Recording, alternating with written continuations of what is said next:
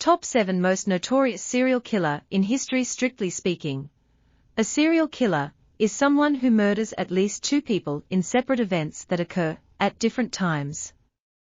While serial murder is not formalized by any legal code, the crimes of serial killers have often been seized on by the media and the public consciousness, especially in cases where there are many victims, or the murders are carried out in gruesome fashion.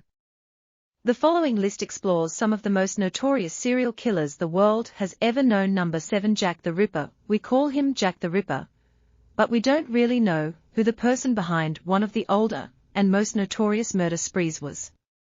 The killer appeared in London's Whitechapel district in 1888 and murdered 5 women, all prostitutes, and mutilated their corpses. Police surmised the killer was a surgeon, butcher, or someone skilled with a scalpel. The killer mocked the community and the police by sending letters outlining the acts. Although many suspects have been named over the years, the killer has never been identified. Number 6. Jeffrey Dahmer. Jeffrey Dahmer started killing in 1978, just 18 years old, and wasn't arrested for murder until 1991, after a would-be victim escaped and led police back to Dahmer's Milwaukee, Wisconsin, home. It was there that some of the gruesome details of his life of killing were seen via photos of mutilated bodies and body parts strewn across the apartment. He even had a vat of acid he used to dispose of victims. In all, Dahmer killed 17 people, mostly young men of color.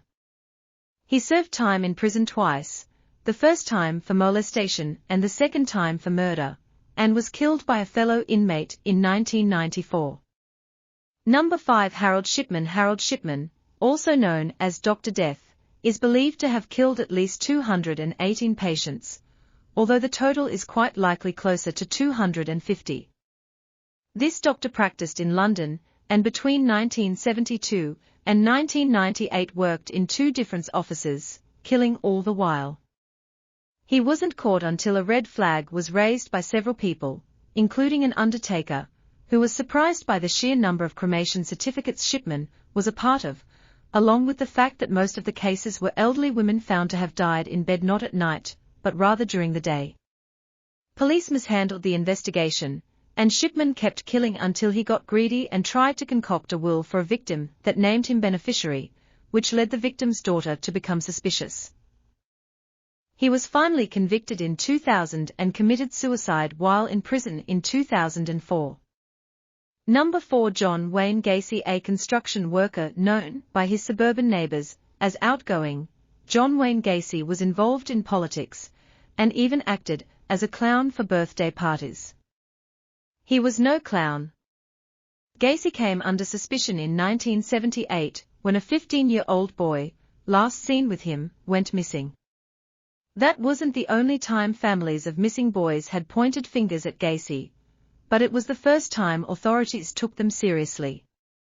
Soon after, a search warrant granted police access to the Gacy home, with the smell of nearly 30 bodies buried in a 4-foot crawl space under his home.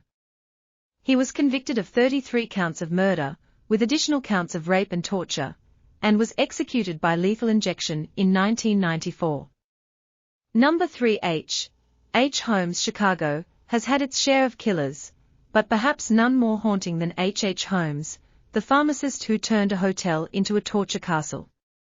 Ahead of the 1893 World's Fair, Holmes moved to Chicago and started outfitting a 3-story hotel with all manner of nefarious contraptions, including gas lines, secret passages and trapdoors, hallways to dead ends, chutes to the basement, soundproofed padding, and torture devices strewn throughout a maze.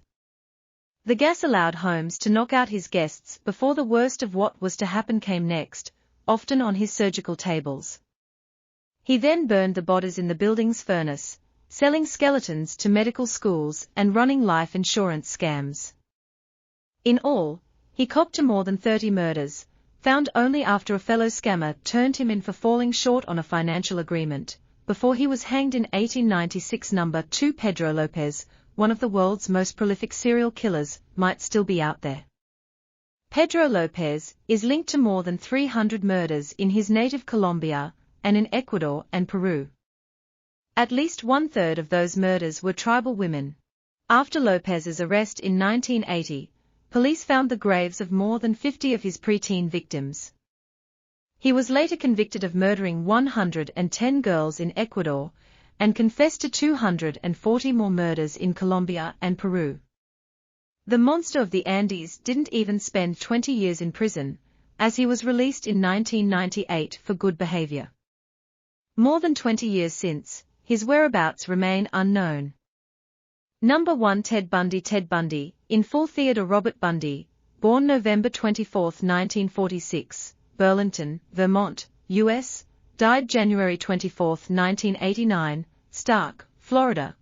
American serial killer and rapist, one of the most notorious criminals of the late 20th century. Bundy had a difficult childhood. He had a strained relationship with his stepfather, and his shyness made him a frequent target of bullying. Later, however, his intelligence and social skills enabled him to enjoy a successful college career, and he developed a series of apparently normal emotional relationships with women.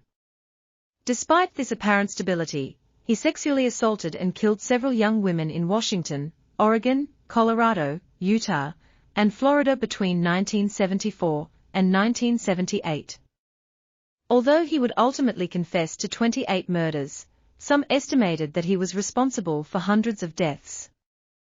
Following a well-publicized trial, he was sentenced to death in 1979 for the murder of 2 college students. In the following year he again was sentenced to death, this time for the rape and murder of a 12-year-old girl. Bundy was executed in Florida's electric chair in 1989.